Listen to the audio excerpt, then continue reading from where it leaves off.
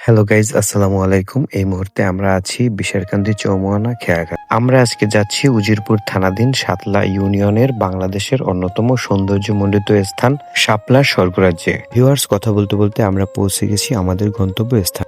গাড়ি থেকে নেমেই শাপলা বিলের আকাশ এবং পানির কম্বিনেশনটা এত সুন্দর লাগছিল যা আপনার মনকে জড়িয়ে দিবে। আমরা এখন আছি সাতলা ইউনিয়নের মরিবাড়ি নামক স্থানে। সাতলা ইউনিয়নে বেশ কয়েকটি শাপলার বিল দেখার স্পট রয়েছে।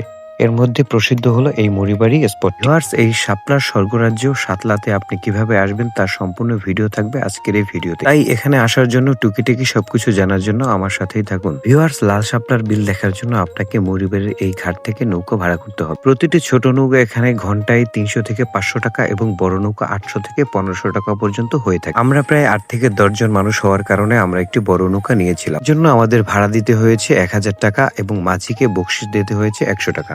মরিবাড়ি ঘাট পাড়ে এসে আমরা অপেক্ষা করছিলাম, কারণ ওই দিন ছিল শুক্রবার, প্রচুর মানুষের ভিড় ছিল। আমরা যাওয়ার জন্য নৌকা পাচ্ছিলাম না, এর জন্য ঘাট পাড়ে বসেই অপেক্ষা করছিলাম নৌকার জন্য। ভিউয়ার্স, প্রতিদিন হাজার হাজার দর্শনার্থী আসে এখানে দেশ এবং বিদেশ থেকে এই শাপলার বিল দেখার জন্য।